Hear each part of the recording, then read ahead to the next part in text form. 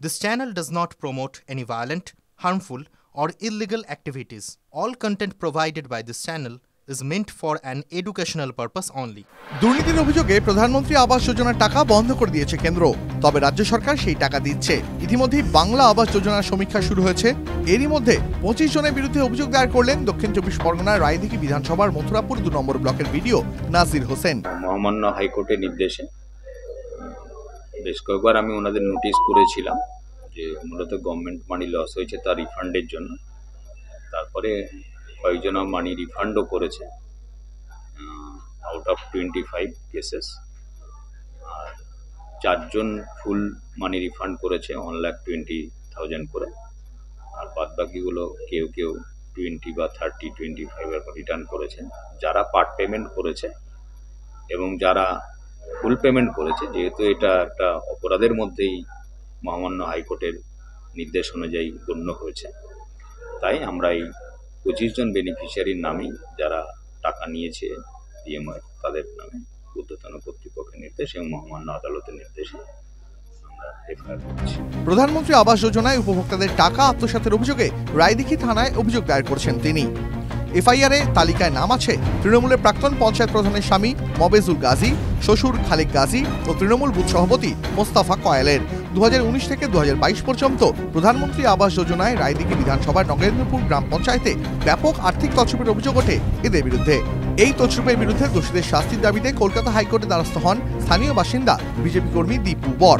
দীপু বরের জনস্বার্থ মামলার প্রেক্ষিতে কলকাতা হাইকোর্ট দক্ষিণ 24 পরগনা জেলাশাসককে তদন্তের নির্দেশ দেয়। তদন্তে নেমে 27 জনের বিরুদ্ধে বেআইনিভাবে অন্যের বাড়ির টাকা আত্মসাতের অভিযোগ প্রমাণিত হয়। এরপর 2023 নভেম্বরে 27 জনের কাছে 1,20,000 টাকা করে ফেরত দেওয়ার নোটিশ দেয় ব্লক প্রশাসন। প্রায় 29 জনের ঘরের টাকা 1,20,000 টাকা করে চুরি করা হয়েছে। এটাকে অন্যের অ্যাকাউন্টে চলে যাওয়া বলা নয়, কিন্তু এটাকে চুরি করা হয়েছে, প্রকাশ্য চুরি করা হয়েছে এবং আধিকারিকরা চুরি করেছেন। কারণ এই ফর্মগুলো কিভাবে এন্ট্রি হলো সেই আধিকারিকরা তো এন্ট্রি করেছেন। একজনের আইডির সাথে অন্যজনের তৃণমূল নেতাদের ব্যাঙ্ক অ্যাকাউন্টগুলো তো এমনি এন্ট্রি হয়ে যায়নি, আগে থেকে ছিল না, কিন্তু এটাগুলোকে এন্ট্রি করা হয়েছে যেন টাকাগুলোকে চুরি করা যায়। এবং তার বিরুদ্ধে আমি কলকাতা হাইকোর্টে মামলা করেছিলাম।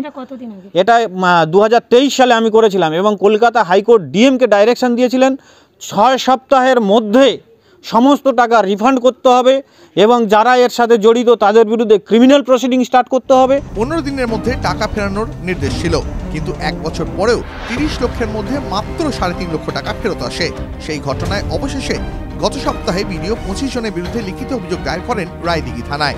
বাকি 2 জন টাকা ফেরত দেওয়ায় কোনো পদক্ষেপ করা হয়নি। রায়দিঘি তৃণমূল বিধায়ক অলোক জলদাতা বলেছেন, অবশ্যই মহামান্য হাইকোর্টের নির্দেশে যাদের নামে যারা এরকম ধরনের হয়েছে এফআইআর করতে বলেছে, এবং শুনেছি তার মধ্যে 4 জন এরকমভাবে পূর্ণাঙ্গ টাকা ফেরত দিয়েছে। তবে একটা কথা কি জানেন, যে হয়তো বুথ সভাপতি বলছে, তবে এখনকার প্রধান না আগের প্রধান, কিন্তু প্রশাসনের যেটা তো অনেক রকম অ্যাঙ্গেল থেকে ভেরিফিকেশন করে তবে একটা গরিব মানুষ ঘর পায়।